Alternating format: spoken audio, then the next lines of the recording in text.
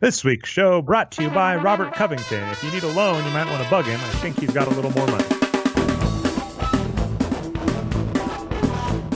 Welcome back to another Boxscore Geeks Show. This week, we're probably just going to be talking the 76ers. I think that's good. That should be everything, right, Brian? Sure.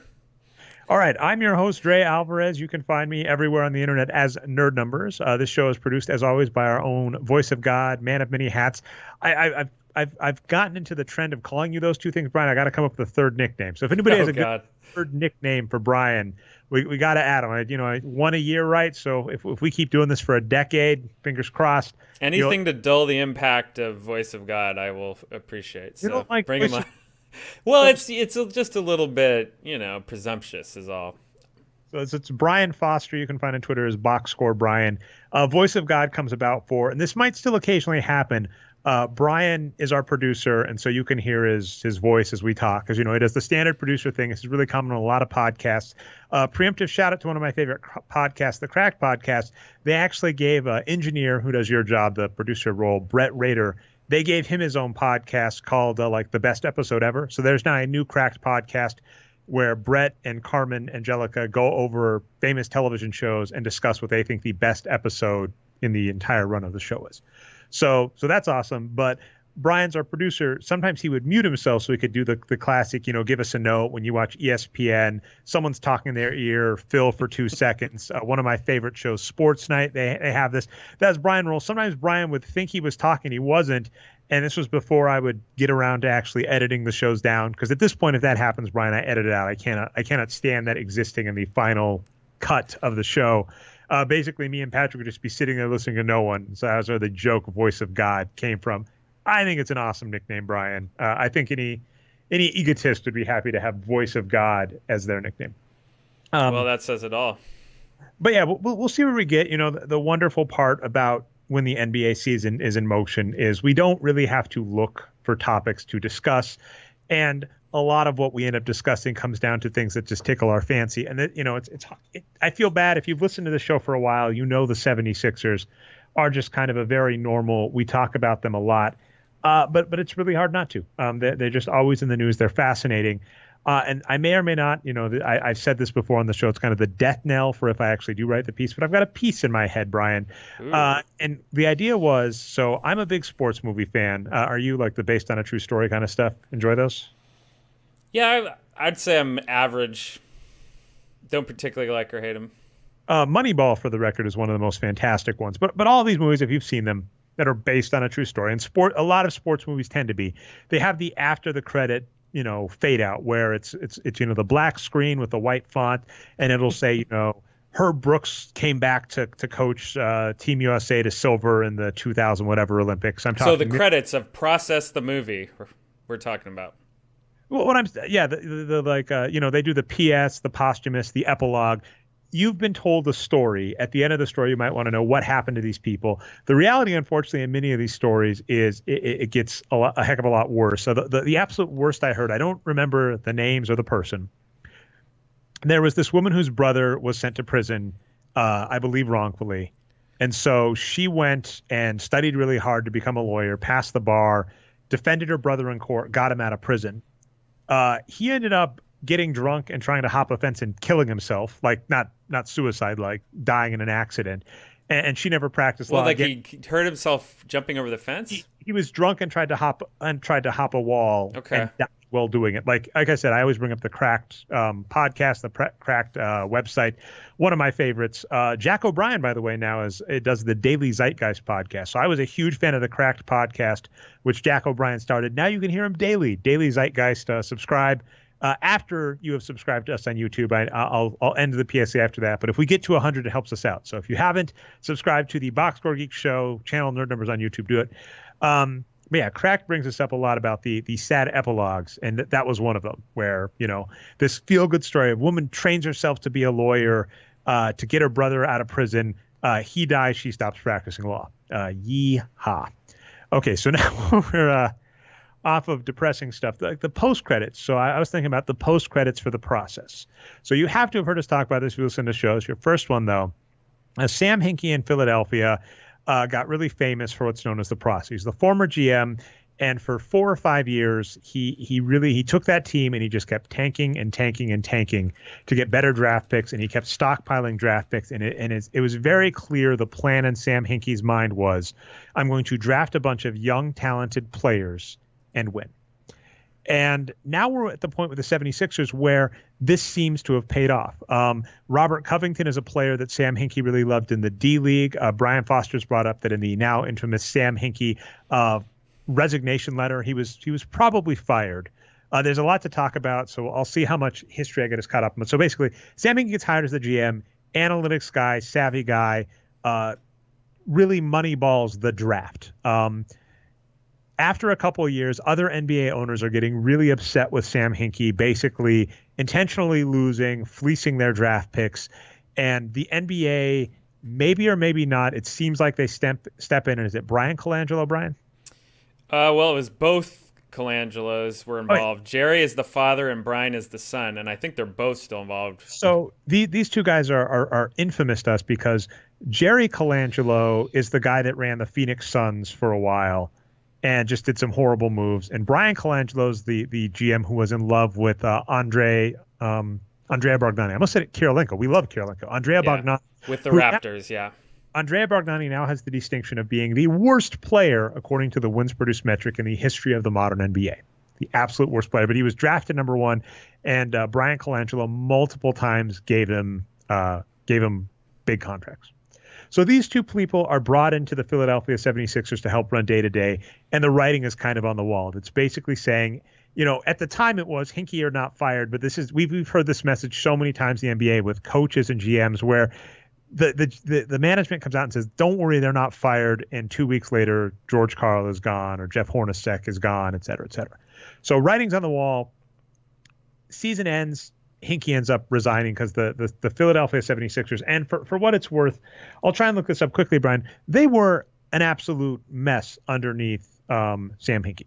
And that has been our complaint. We said we loved how he drafted players. We loved how he traded bad contracts for draft picks. If that was all the NBA was, we'd give him an A+.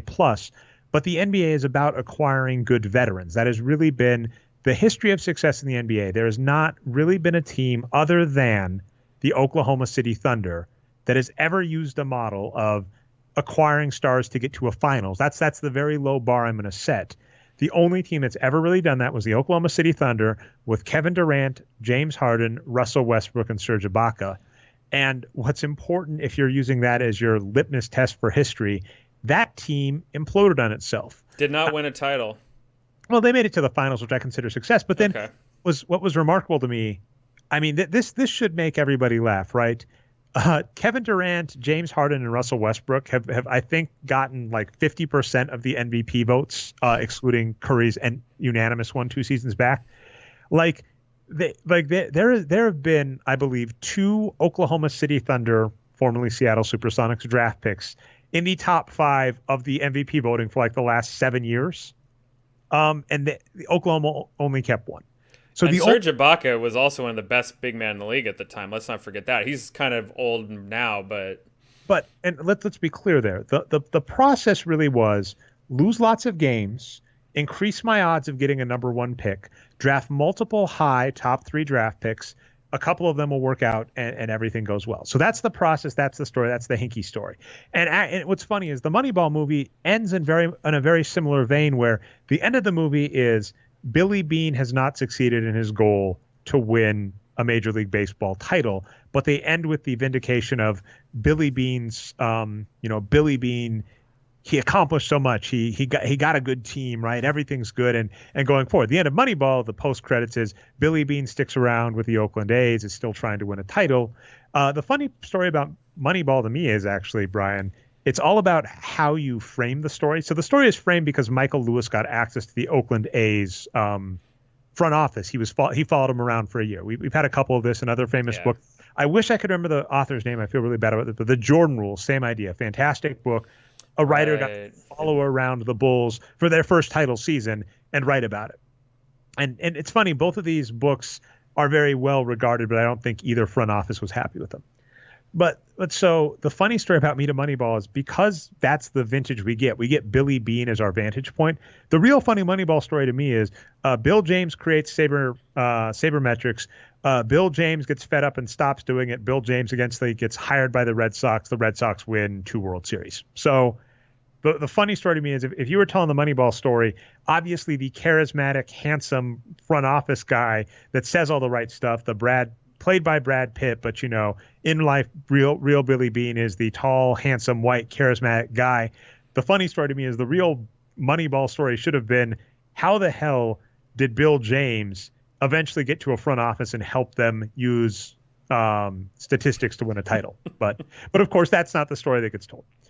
So anyway, the Sam Hinkie story would be the very same vein, right? If we were telling the story of making a movie called The Process, and it starts with Sam Hinkie getting hired and getting all these picks, my end scene for The Process would be Ben Simmons getting drafted number 1. I almost said Bill Simmons. We don't want Bill Simmons on our team.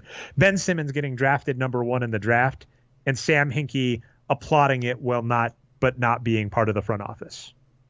Because obviously, like he's sitting in his chair at home watching the 76ers on TV.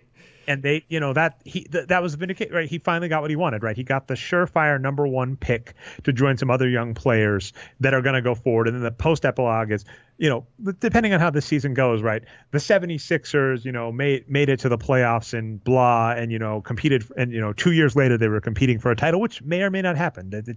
That's what's really interesting.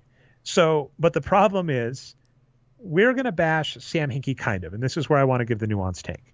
It really depends what Sam Hinkie's goal that he gave the front office and mandate from the front office was. If Sam Hinkie came in and said, I'm not going to win for 3 seasons, and when we enter the best salary cap season, when the CBA increases, because a couple years ago, the NBA renegotiated their television contract, and there was a huge boost in revenue that came into the NBA. So every team saw a gigantic boost to their salary cap, which meant there was this offseason where every team was basically able to go after every major free agent, which has never really happened in the NBA. So Sam Hinkie going, I'm going to lose and acquire as many draft picks. We're going to enter that free agency. I'm going to have multiple top draft picks by that point. We're going to acquire multiple top free agents, and we're going to compete for 5 to 10 years after that. I still don't agree. Because our argument on the show is you should compete for the playoffs every year. There is no reason not to. It's because I can rattle off players like, although he's playing badly this season, Jimmy Butler, and Giannis, and Draymond Green, and Marc Gasol, actually. He's playing well right now, too. I can rattle off lots of players that were acquired out of the draft lottery or in the second round or traded for that helped team win to say, the draft is not your only way to acquire a star. It's one of my biggest pet peeves, because whenever you bring up you don't need to tank, people say the only way to acquire a star is through the draft, and championship team after championship team that has won has done it without a star they acquired in the draft. The Miami Heat and now Cleveland Cavaliers both acquired LeBron James in free agency, and then also Chris Bosh for the Heat and Kevin Love for the Cavaliers now. Before that, it was Pau Gasol and Kevin Garnett were the ones before that helped the Lakers and the Celtics go. There have been basically the Spurs and the Thunder are the only 2 teams with the kind of, we drafted our players, we home grew them, but they are the outliers. So when someone's trying to fill you in a bill of goods as to how they're going to build a team, you shouldn't look for the outliers. You should look for what has worked or what you think will work.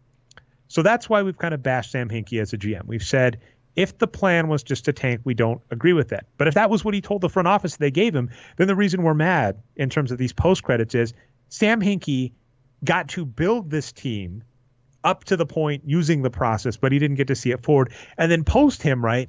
I like Amir Johnson as a player, but he's overpaid.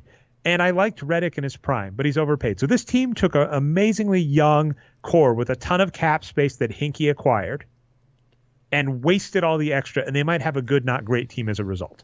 And then not to mention some of the players that Hinkie acquired, Nerlens Noel and Jahlil Okafor. Both of these players, normally what happens, a team will acquire a top 3 pick, and they will basically bet the farm behind them. This has been the Colangelo model. When Brian Colangelo acquired Andrea Bargnani, he just kept giving him money and time and shots over and over and over again, even though it was obvious he was done. But from Andrea Bargnani's perspective, getting drafted number 1 in the draft or getting drafted top 5 was a godsend for him. But because the 76ers drafted a glut of bigs, Noel, Embiid, Simmons, and Okafor, a couple of those guys, Nerlens Noel and Jahlil Okafor, interestingly enough, like in order, what happened was Nerlens Noel got benched so they could see Jahlil Okafor. Jahlil Okafor got benched, so now he got sucked, so now he's gotten benched for Ben Simmons. So it's kind of like these top draft picks that normally go, I got drafted top 10, that means I'm going to be getting paid, got screwed out of major paydays because the team stopped playing him. And we've noted this stupid bias in the NBA. NBA teams will look at minutes played and will ignore the idea that this player was very productive in limited minutes. It's not obviously it's not their call, right? Obviously Nerlens Noel didn't say only play me 15 minutes a game, coach. But they'll say they're not getting minutes, so it's clear they're not a good player, with ignoring the fact that they might be under a bad coach. So Nerlens Noel and Jahlil Okafor have now both arguably gotten screwed out of good contract deals. Ben Simmons, I would argue, is in the same spot he would have been. Markelle Fultz is injured. So I think it kind of like everybody lost. The 76ers fans lost. Some of the top draft picks lost. Sam Hinkie lost. This was kind of a nobody is happy end credit scenario. But I did enjoy, like I said, the tweet that inspired this is I tweeted out, Covington, Embiid, and Simmons are kind of why this team is being successful. Whoever got those players really deserves a raise. Yeah, exactly. And, it's tough to say if Hinkie would have flipped the switch and started winning, tried to win this season. I guess he would have. Would he have gotten better players with that money, than the Colangelos? Maybe. But, that's just the sad part of it all, is that he was one of the first GMs that really understood how much a bad player on a bad contract can cripple your team. That it's not just getting good players on good contracts, that the negatives hurt your team too. And he was willing to ship all those guys out and do it. But that second ingredient of actually bringing in the good players, he just refused to do it. And so, who knows? It would. I think he's going to be at Sloan this year, and so we'll see. So Hinkie, if you're listening, be aware. You've met me before. We have a picture together. I might approach you and try and talk you. It'll definitely be off the record. So the sad part, Brian, is it'll never go on the show. But I would love to talk to Sam Hinkie about what were you told? Because one of my favorite examples that I brought up before, and we know, is Andre Drummond. Andre Drummond was arguably the rookie of the year, and this was in the same year Anthony Davis was a rookie, I believe, if I'm not mistaken. The real issue with Anthony Davis, surprisingly, was his health. But Andre Drummond was just playing amazingly as a rookie, and we went, why the hell isn't Detroit giving him minutes? Why aren't they giving him minutes? And we found out that basically he had been sold. You are a young player. We're going to ramp up your minutes slowly. We have a plan with you. Now, whether or not we agree with that plan is beside the point. The point being, it is fine. It is nice to find out when we're questioning a coach or a manager or a front office person to find out, oh, it was part of a plan. It's very much it's so hard to point the finger of blame at NBA teams in terms of management because you don't know. We have heard there are tons of anecdotes and funny stories about things like that. One of my favorites, although I forget 3 of the players' names in this, Red Auerbach, arguably one of the best GMs and coaches ever in NBA history. There was a year with the Celtics where his team acquired a horrible player, and it turned out that the owner's wife liked that player, and that's why they acquired him. So Auerbach, we could look at it and be like, what the hell is Auerbach doing? What is this great? Has he finally lost his mind? And we could go, oh, it wasn't his decision. And we've had those points before where it's entirely possible. Daryl Morey's a fascinating one on both sides because right now he looks great, right? 2 off seasons ago, I think Daryl Morey's like a sine wave or a cosine wave to me because he has these amazing off seasons. I'm like, he is the truth. And then he'll have bad. I'm like, what the hell are you doing? But we don't know what he's been sold. One thing that he said in a book, I have not been able to get myself to listen much further, Brian. It's a Michael Lewis book, which I love. It's called The Undoing Project. It's about Dan and Amos Tversky. So it's right at my wheelhouse. But it actually starts with him talking to Daryl Morey about ways to use, about flaws and how NBA teams acquired players. And even the people I like, even the Gladwells and Lewises, I find so much conventional wisdom that leaches in, and so much what's the word I'm looking for? Well, results oriented thinking, yeah. where you look at a team, because he brings up how successful Daryl Morey has been, And it's really hard for me to know, looking at all the moves that the Rockets have done, if it was really savvy maneuvering that got them Dwight Howard and James Harden and now Chris Paul and Trevor Ariza and Mike D'Antoni, or if it was luck. And then if these other moves, signing Eric Gordon and Ryan Anderson and Corey Brewer, if these things are more indicative. But in that book, he actually says he was told he wasn't allowed to tank. And so that's another fascinating question about what Daryl Morey would have done in another set of shoes. And the same thing, what Sam Hinkie would have done, because like I said, it's entirely possible. The question I want to ask is, were you waiting until that offseason, until the huge CBA boost offseason? Were you waiting on that to press the button on signing a bunch of free agents? Because that seems completely reasonable to me. It seems reasonable to say we're going to sit here. Again, it's funny when I say reasonable, when I say I would never have approved it as an owner or a GM. But it makes sense because the other funny part, right, is tanking is a well-known problem in the NBA. We've heard so many teams talk about it, and I brought this up before. It broke my heart. The Toronto Raptors a few years ago seemed to be the one team doing what we wanted under my guy, Masai Ujiri, where Masai Ujiri goes to Toronto, and he manages to trade out Bargnani and Rudy Gay and construct a winning team with undervalued assets. And this team goes to the playoffs and has actually sniffed the NBA Finals. And we were like, holy cow, amazing. And then we found a behind-the-scenes interview where the guy said, well, we were planning to tank and we were offloading our assets, and then we just found out we were winning. And we're like, hell, why don't we keep winning instead of tanking? So it was an accident. And so it's like that. We know I still don't know if I'm sold on that. I mean, that's his opinion. I'd want to hear Masai on that. Fair enough. But then the same point, too, though, where we've seen like the Phoenix Suns, Eric Bledsoe getting shipped off. I'm sure a huge part of that was he was upset that he wasn't getting playing time because I'm pretty sure he was benched when they knew they weren't going to go into the playoffs and were trying to get a better draft pick. There have been rumors that the Golden State Warriors played worse in that season. They acquired Harrison Barnes and Festus Ezeli in the first round, who have gone on to do amazing things for that team. We've heard story after story of NBA team tanking. So it's hard to get mad at a GM that basically takes that to its logical extreme. And arguably, for me, he does two funny things. He wins at tanking and doing what tanking is supposed to do, while also providing a fantastic case study that I will point back to year after year after year to say this is why you don't do this as a model. Yeah, exactly.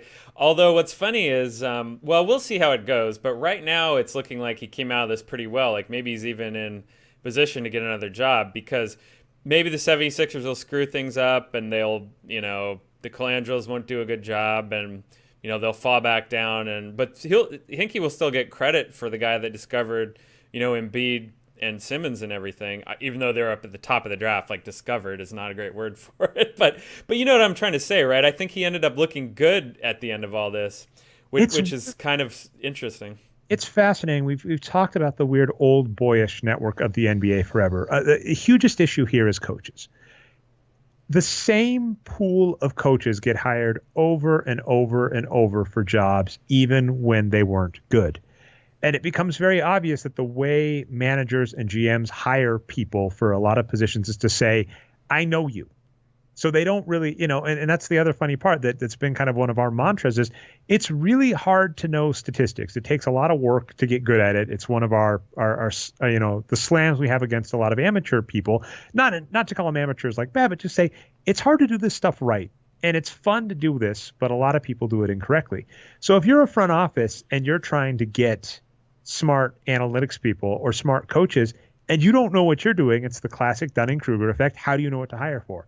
But what we notice consistently is a lot of nepotism, a lot of hiring people And so it gets really, really hard for teams to do that. And so it's possible with Hinkie, he's just not popular. And so he's not getting a job because he's not popular. I mean, David Blatt is the classic example to me, right? David Blatt's this coach that should have started the All-Star game, had the winning, is the first coach since, what's his first name? Is it Whitehead is the last name? For the Los Angeles? Yeah. I'll try and look it up. But anyway, David Blatt gets fired. You think of Paul Whitehead? Whitehead? Yeah. Anyway, Paul Whitehead got fired because he was feuding with Magic Johnson. David Blatt got fired because he was feuding with LeBron James. Both of these coaches just took their team to a title title game, not a title, he didn't win, but took him to the finals. Both of these coaches just took their team to the finals. Both of these coaches have amazing records. Both got fired because they're feuding. Sometimes it's who you know and who likes you, and it's possible that people don't want to. I hope I'm wrong on all of this. I hope that Sam Hinkie has a front office job in the next couple of years, and it's just wrong. Or maybe did he get hired for something? I may be wrong. He's a professor at Stanford right now. I think he's over in my neck of the woods. Who freaking who, man? Seriously. Kind of talk this. I mean, I'd rather. That's more prestigious to me. Nothing personal, Sam Hinkie, but we're talking after the conference in the NBA. That is way more prestigious to me than anything else. So I mean, hell, I'd say fuck it. The students will actually respect me and listen to my takes on numbers as opposed to the NBA where I tell people my numbers and they ignore me. But so anyway, it's just possible that enough people don't like him. Enough owners got upset by how he behaved. And what's funny, when I say behaved, I don't think what he did was wrong. I think we've seen this a lot in many things, where a player pisses someone off. The example I'll give you is like Manu Ginobili and James Harden, where people called them floppers. And what we can point back is it's saying they are playing a game with a very clear goal. And the rules say they're allowed to do this. So they're just doing it over and over and over again. It's Dave Barry brought this up about the pick and roll with Stockton and Malone. It's not like other sports where you have to worry about a strategy, changing up your strategy constantly. You find a strategy that works, you just lay on the gas in the NBA. So people might not like how Hinkie did things, but all he really did in regards to the draft, which is where we liked him, was just go, I'm going to trade away bad contracts for draft picks, and I'm going to keep trying to get myself higher and higher in the NBA draft. And I'm going to do this over and over and over again until it gets me a roster of players I like.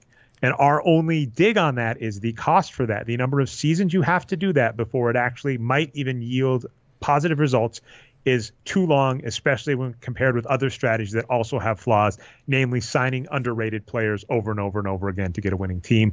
It was clearly luck, not intelligence, but Joe Dumars did that with the 2004 Detroit Pistons. Well, so here's one of my big things on tanking that I've definitely said here before is I feel like, even if people don't think it works necessarily, and I think a lot of people do think it works, unfortunately, we don't, of course, but a ton of people, we are still in the minority there. Yeah, let's say you're in Sam Hinkie's shoes and you're just starting your new GM with the 76ers, no talent on this team at all. And let's just say that he is an 100% shark and he knows everything on this, right? So what is he going to say to the ownership group? Is he going to say, well, our team's pretty crappy, but I think we can win, and we're going to try to make the playoffs by year 2 or year 3 or something? And the ownership's like, great, that's our goal. Or is he going to say, yeah, our team doesn't have very much, so we're just going to try to lose on purpose, and just, trust me on this one. It's going to make us win in the long term. This is a great thing. I mean, if all you care about is self-preservation and just keeping your job another year, and you're kind of a bad faith actor, you're not a good faith actor with your owner, I think it's a decent strategy, it's a good excuse for losing. Well, I mean, I don't like how that was phrased, because basically what I would say is I think it can be funny to look at what an ownership would buy from you. And so to your point, because I don't think there's any bad faith or self-preservation. I think. I agree. I'm just saying hypothetically. Because what I'm saying is, I think if you approach a front office and you say, look, I think we can be a playoff-worthy team in 2 seasons. And the honest truth, like if I'm looking at the ownership honest, I take off my glasses and I say, listen, honestly, there is no real shot of us becoming a contender. What are you saying? Dishonest people wear glasses? I'm confused by this now. Well, no, I'm saying that's like the classic, the movie. You take off the glasses and. Oh, that means it's time to be serious. Okay. Yeah, screen a little blurrier, but whatever. I guess that helps the seriousness. But go up to the front office and say, listen, I can get us some good players. We can be a 40 to 50 win team in 2 seasons, no problem. We're not going to be a contender without luck.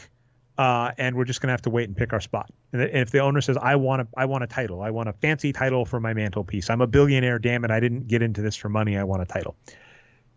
If you're honest with them, they're not going to like it. And if you start giving them the players that help that plan, because that's been our point, right? You can pick up players like Robin Lopez and Nicholas Batum and hell, even Jimmy Butler sold for nothing despite being a good player. I think Batum's going to start playing again soon, by the way. Look out for him. Tonight, but he's on a minutes limit. Anyway, but the point being, they're also not going to get excited about these players because they're going to say, can you try and pick up Carmelo Anthony? I think he could help our team win. And you go, I don't want Carmelo Anthony. I'll tell you what, though, we can probably get Andre Iguodala and Nene. Because that was actually the Golden State Warriors plan back in the day, which I approved of at the time. And then they ended up with Kwame Brown. So that was weird. But, I go, I can get you Nene and Andre Iguodala. And I go, neither of these guys are super flashy. Andre Iguodala is like a one-time All-Star, but both of these players, I'm like, both these players can combine probably 8 to 12 wins each, and that's we're almost there. They're going to get mad. So the Sam Hinkie model, though, like I said, what he did is he took it to the logical extreme, but that model has been approved in the NBA, where you say we're not going to win this season, so we're going to blow it up, and we're going to get a star in the draft, and we're going to contend in a few years. So that's the funny part to me when you're talking about bad faith versus good faith. I don't think it was bad faith or good faith. I'm saying I think he went to a team and the plan he sold them is one that most teams would agree with, and they just didn't realize. That's the problem. Is there's like a gentlemanly game. Like, here's a funny aspect of sports history to me.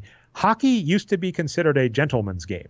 Like, that's why there's the Stanley Cup. There are basically rich families that had a little silver cup, and what ho, men competed for fun. And that it used to be college sports too. College sports used to be considered a very prestigious, blue blood type of thing to do, though. And the reason there were so many rules, things like NCAA, was to keep working folk out, which is fascinating. Yeah, college football started at Harvard and Yale, basically, right? But the point being, there is this weird form. Last week we were talking about like the implicit bias of players having agency and how teams just don't like that. And we might talk Kaepernick in a second. And it's just this kind of weird built-in thing. There's this other weird built-in aspect of sports of like, we always talk about hating these, like the unwritten rules, right? If you're up 15 points, Jordan Bell, you're not allowed to throw an alley-oop dunk to yourself, right? You're supposed to dribble out the clock and bore people out. If you're beating a team, you're not supposed to leave your starters in, right? If you hit a home run, you're not supposed to flip your bat. If you hit a bad ground out, you're supposed to run out the ball, even though it's obvious you're going to be out. And the only way you're not out is if they overthrow the base. And if that happens, you can make it walking. There are all these weird, essentially gentlemanly rules that are outdated in many cases. And so I think Hinkie's problem wasn't that he didn't sell a plan they agreed on. I think he basically, it seems to me, this is just my take, it seemed like he broke some of the gentlemanly unwritten rules among GMs and owners about how you were supposed to act with each other when you were intentionally losing to get picks, or how you were acting when you were selling assets for picks. And eventually they realized he is actually doing this to win. And again, he did. If his goal was to pick up 4 top 10 assets, he won. We just said that package, people are selling you that it's worth $100,000. We're telling you it's worth $30,000 to $40,000. No, don't get me wrong. I mean, based on Hinkie's writings, I believe him to be 100% good faith. I'm just saying, hypothetically, that's a way, if you were bad faith, you could sell that to your ownership. So I'm just saying I'm against tanking in all possible ways. That's all. Yeah, and I mean, I think the weird part is that for how much the NBA hates it, they still leave. The issue isn't that they haven't made the incentives logical for analytics people. So one of my favorite examples is going for it on 4th down in football. Drives me nuts to see how many times teams don't do that. They, if you have 2 yards to go and you're at the 40-yard line, you should always go for it on 4th down, but teams will punt. The same kind of thing in the NBA. If you logically look at your odds via losing games, and what's funny is they just changed the rules to make it harder, but it actually, in my opinion, makes it more logical for more teams to tank. Because before, the game was you wanted to tank to be the worst team in the NBA, and they changed the incentives on that. It's now not longer it's not smart to tank to be the worst team in the NBA, but if you're a bad team, it has now become smarter to tank to be a slightly worse team via how they if you're reading the statistics the way we would. If you're doing this as a roulette wheel. Would you rather have the worst teams tanking really bad, or some of the bad teams tanking sort of? Tough call. That's what they just changed it to, is some of the. But so I'm just saying, that there are weird incentives to do that, and while we can say they're stupid incentives, everybody that's why we love behavioral economics and behavioral psychology.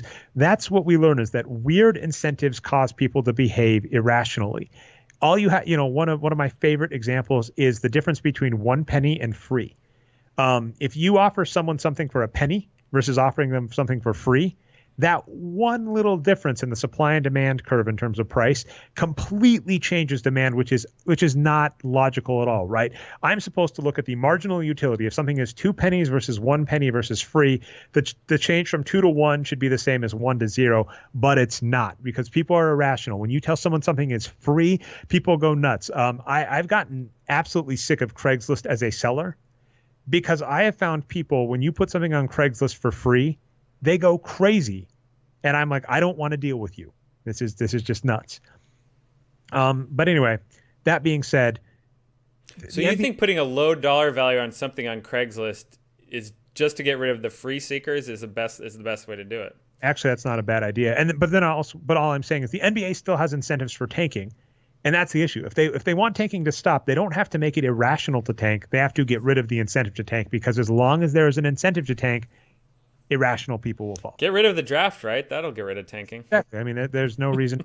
The draft makes no sense. And then, I mean, I think we brought this up on the show. Why don't we end on the NFL a little? Well, we still got Covington. We haven't even talked about him yet. How the heck did we go through all that 76ers with Covington? Okay, so the other big piece of news, like I said, my big tweet was about how Covington, Embiid, and Simmons are really the reason this team is succeeding. Kind of.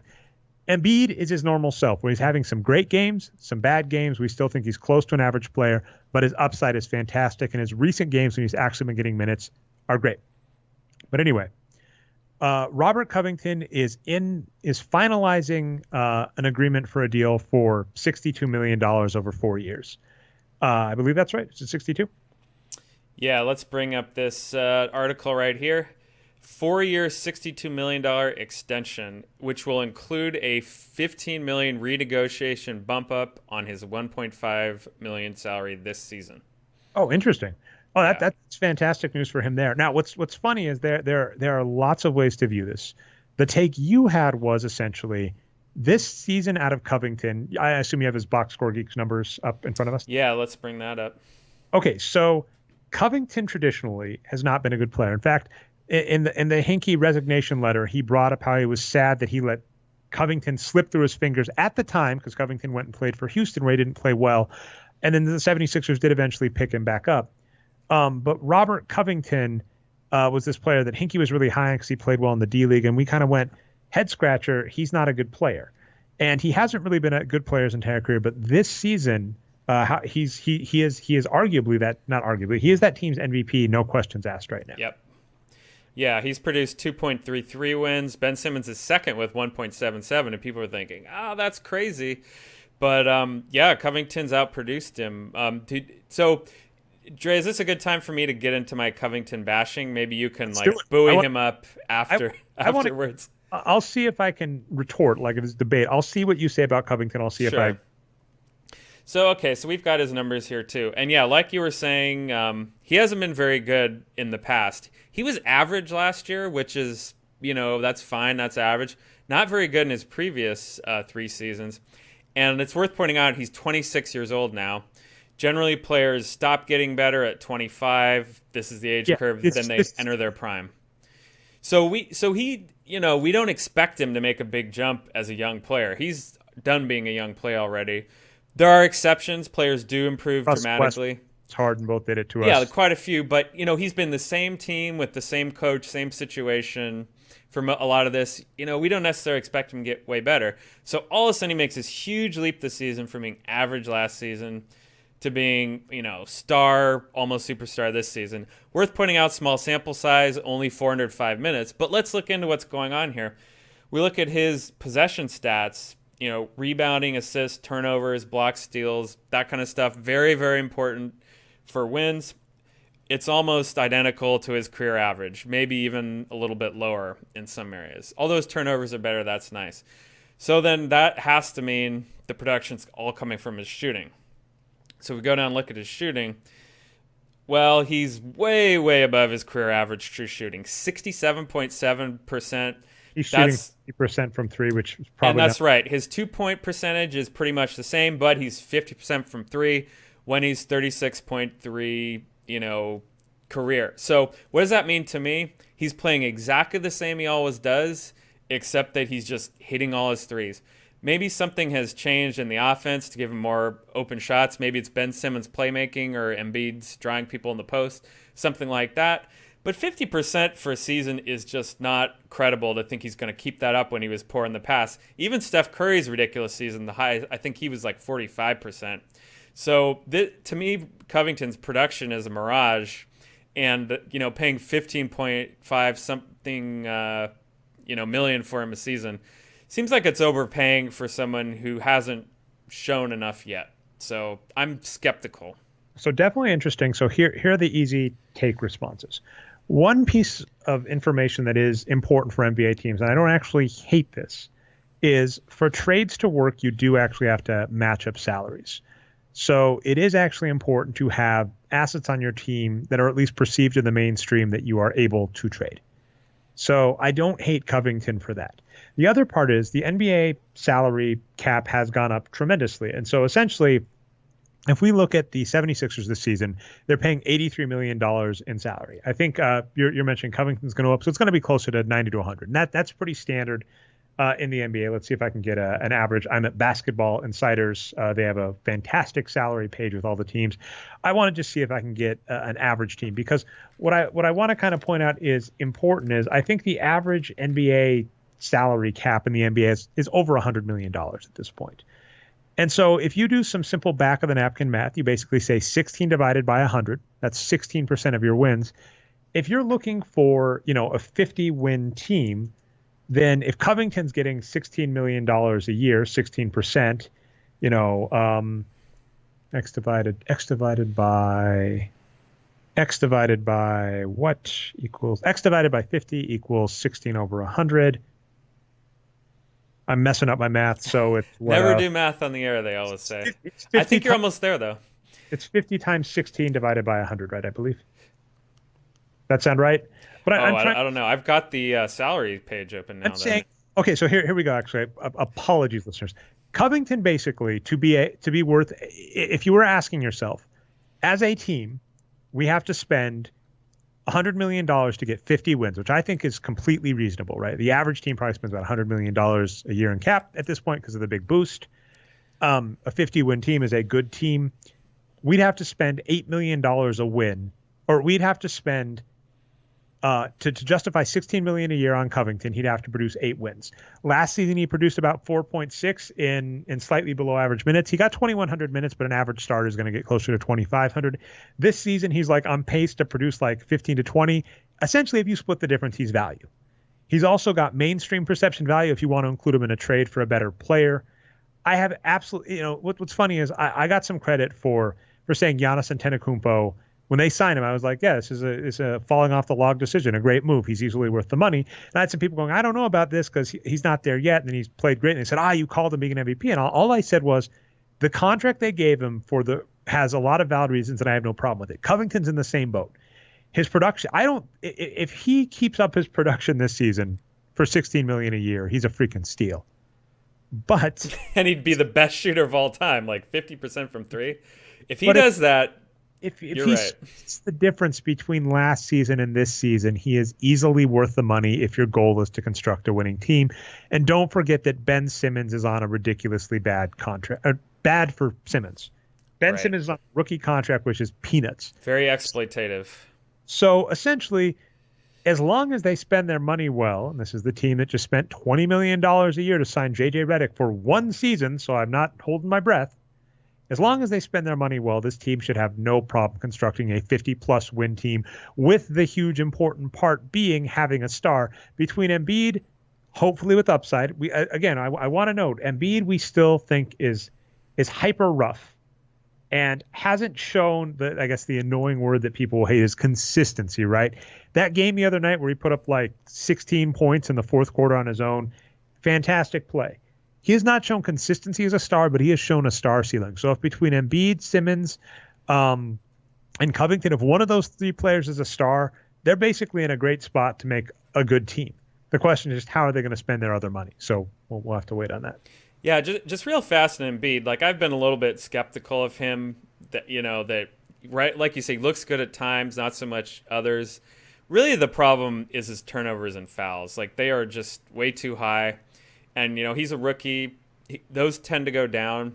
So Embiid is very, very encouraging. And, I will agree with you on the perception point is a really big one. So in a way, Covington reminds me of Klay Thompson. I complained about that contract a little bit at the time. And, it's turned out to be fine, right? Like, he's been a pretty average player. Well, he's played his role, and it's not really a bad contract. Yeah, that was the key on the Klay Thompson contract. And I say St. Covington's in the same boat, is you have to view it on the new CBA. If they signed Covington to a max deal, I'm like, what the hell are you thinking? But if I like I said, I just did some math in my head, 100 million a year to spend on contracts. What does that mean? Klay Thompson was the same way, and he was also in a fantastic spot where they didn't, but if they had needed to put him in a trade, it would have been huge. So, same boat. I don't think the Klay Thompson contract was a good signing, but I didn't have a major problem with it. It was like a C grade, right? And the Covington is probably a B plus, right? I have no problem signing this player to this contract. The upside is great. The average case is good, and the lower case doesn't cost him that much money. It reminds me a lot of the day of when Jeremy Lin got like $8 million a year, and people were like, "Is he worth it?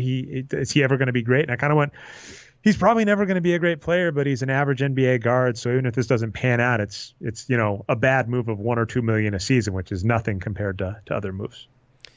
Yeah, I guess the 4 years gives me a little pause. Like, obviously they're overpaying Redick, but it's just for 1 year. I think it'll be okay in the end. The one thing is, he's been there for a while.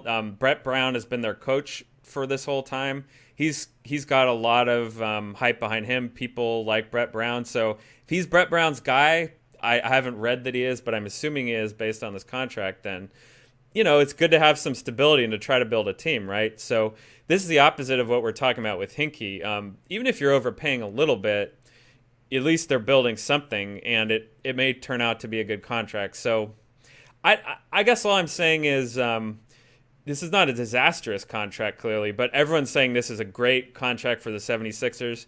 I think it's more like meh. I think it's good. Yeah, you and I basically split the difference. I'll say C+ in your grading scale, Dre. All right, that's mean.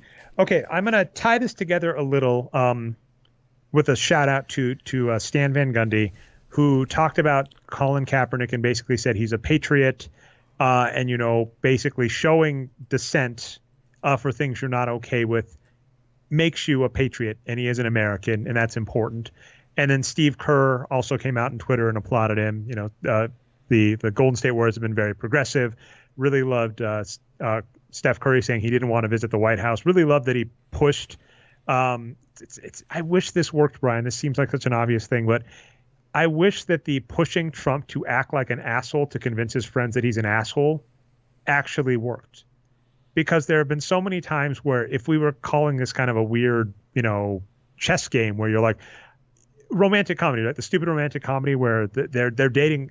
So many problems with romantic comedies, but they're dating a jerk and their girlfriend doesn't know they're a jerk, so the hero tricks the guy into acting like a jerk, and the girl's like, oh, clearly I should have been with you, not them. I'll trade one sexist trope for another trope in this case. Yeehaw. The problem being, like with Trump, there's so many times he has been tricked into acting mean, and then as far as like, no big deal. So you're like, I don't know what to do. Because Steph Curry said he didn't want to visit the White House, and then Donald Trump threw a hissy fit and said, well, they're not invited. And didn't take the upper hand, but people were on his side because his skin tone isn't black. I'm going to be honest. That's a lot of what it boils down to at this point, in terms of a lot of support in terms of sports. It's why a lot of the NFL fans, which have been very red state-ish, have kind of turned on a lot of the stuff. It's a very obvious reason. And if it hurts your feelings to hear this, I'm sorry. The United States does have a problem with race. And so it's why I'm proud of what Colin Kaepernick has done. It's why I'm proud of coaches like Steve Kerr and Stan Van Gundy for backing them, because it is important to have people in positions of power also, back the people that are risking things. And then what I just wanted to give kind of to make this, to completely trivialize a fantastic point by Stan Van Gundy. We'll include the link in the show notes where he says, disagreeing with things and showing dissent makes you a patriot. It makes you an American. Just blindly following the flag or the USA is not the same. If you want to be a patriot, you're allowed to have problems with the United States. That has been our argument about being sports fans forever, where someone actually called me out kind of on my tweet about Sam Hinkie and said, you have been critical of the 76ers forever. And my point was, it's true, but that doesn't mean there weren't good things that I liked about what they were doing. It doesn't mean there weren't things that I was a fan of. It means that I was a fan of this team and this management, and I saw flaws and I was addressing those flaws. And that happens a lot with teams and players we like on this podcast. We will like a player and say they need to stop doing X. We like a team, they need to stop doing X. Having a criticism of something doesn't mean you don't like it. And I really, really wish both more sports fans and more Americans would realize this and realize that just because a lot of people are starting to show issues with the United States, I mean, it is, and both in terms of minorities and women in this country, there have been systemic problems for years that have kind of gone unaddressed. You could kind of view it as like if you have a house with bad plumbing and the plumbing starts to show cracks and faults, it's something you finally need to get around to addressing. Having complaints about those issues doesn't mean we're not still fans of the United States. And I really, really wish that isn't how people would view it. And so credit to Stan Van Gundy for pointing that out.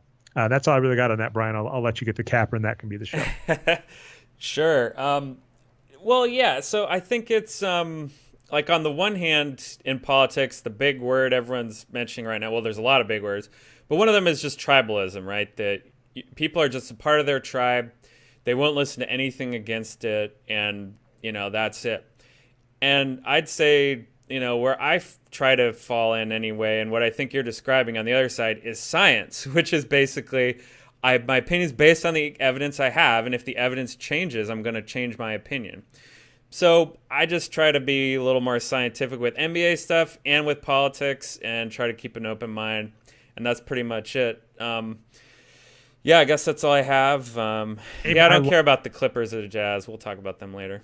Clippers and the Jazz. Clippers seem to be hurting. Blake Griffin maybe despite a brief jump, maybe wasn't worth the money. And Jazz, what was the deal? Shumpert, right? Shumpert. Jazz, Favors and Rubio are both playing really poorly for them, and that's been their biggest problem. Their defense is great. Their offense is terrible. So, yeah, their offense is going to have to pick it up. They're probably missing Gordon Hayward, even though we said they might not. So, I'm watching the Jazz. I'm curious about them. I actually do. I mean, maybe at some point we'll address the Clippers, but what I do love, and put that in quotes, is Blake Griffin is not playing that great, and Austin Rivers is playing downright terrible. So, I mean, DeAndre Jordan is playing great. Lou Williams, who, he's turning into one of my favorite players because he's been involved in so many good trades and played well for the teams he's been traded to. Yeah. But yeah, basically the Clippers, they put their money behind Blake Griffin, kind of they were forced into it because Chris Paul wasn't a fan of theirs. And all I have to say is, why the hell is Austin Rivers getting four? Austin Rivers currently is second in the team on minutes played. He has never been good. If Chris Paul had left and said, why the hell is Doc Rivers reenacting a Hey Arnold episode of television? There's a Hey Arnold episode where the coach of the team kept giving his son all the minutes and telling everybody to pass his son the ball, despite the fact that his son was bad at basketball. That is essentially the Clippers. That sounds like a Photoshop challenge. The Rivers family and Hey Arnold. Oh, man. If I had more skill, I'd do it. All right. Well, I'm going to let that be the last note. Do you have any shout-outs, anything, Brian? Nah, not too many shout-outs. I was remiss on shouting out BlizzCon. That happened recently, and there's a lot of good results for that. So that's one of the big, final esports events of the year. So, yeah, BlizzCon was awesome. And, that's about it. Oh, big one I forgot to mention. The big news in the NBA this week, which we didn't talk about on this show, is tomorrow, Warriors and Celtics are going down, the two best teams in the league right now, at 8 o'clock Eastern, 5 Pacific. The reason we didn't talk about it is we basically been talking about those two teams every single show. Not much more to say on them, but I'm excited. We do have a fun bit of news, but I know where I fall, is we have the best defense in the league versus the best offense in the league. Ooh. But something a little problematic at this point is we noted at the start of this, I was looking at this the other day.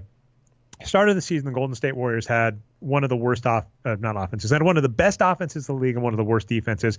Same with the Cavaliers. But I believe, at least the last time I checked, the Warriors are like close to average, if not above average on defense now. Yeah, they're catching up a little bit on defense. Yeah, their defense. Okay, so they're up to like 13th, something like that. They're after their last game, they are now 11th. 11th. Okay. Which means that this doesn't take hard math, right? If you were 25th or 6th, and that was your first 5 games, and after that you are now 11th, that means you've been playing like the best defense. So, I mean, the real reality is, let's see, holy cow, this is nuts, right? Their SRS is currently 13.4, which I'm not mistaken. They are current. This is what makes stuff a lot. I think hard. It's above what it has been the last few seasons, like way above. Best it's been. And the real issue we have in the NBA is, we use point margin to look at how good a team is, and normally that lines up very well with wins, but it falls apart at the edge, and the Warriors are at this very far edge where you cannot win a game twice, but that's what they've started doing. So I mean, this Warriors team is clearly on pace to be a 60-win team again. They're the best team in the NBA. I'm excited to see them against the Celtics. I would love to see the Celtics put up a fight, if for no other reason than to believe the finals can be competitive. It is a home game for the Celtics. Ooh, that's fantastic. So it'll be a fun game, but I got my money on the Warriors there. That's kind of what Reddit and Twitter are worried about, that the Celtics might just get crushed. But we'll see. The Warriors are kind of on a crazy run right now, and here's a narrative I'll throw out there, Dre. We'll forget about numbers for a second. Steve Kerr was complaining big time about the Warriors' conditioning earlier in the season, and if fans remember, this was a shortened preseason, shortened training camp. Mm-hmm. So if you subtract those first few games, which may have been considered them to be preseason games in previous seasons, all of a sudden the Warriors look ridiculous. So anyway, I'm excited for that game. All right. Well, that's been our show. If you found us not through our site, you can find us on boxscoregeeks.com. I've been your host, Dre Alvarez, a.k.a. Nerd Numbers, produced as always by our voice of God, our voice of God, our voice of God. I'm a jerk, Brian. I'm sorry. Brian Foster, you can find on Twitter as Boxscore Brian. We go live every week, 9:30 p.m. Eastern Standard Time on Wednesdays. You can find that at twitch.tv/Nerd Numbers. And if you missed the live show, you can catch the recap on channel Nerd Numbers on YouTube. Subscribe and upvote on Stitcher and iTunes helps us out. And with that, we'll see you next week.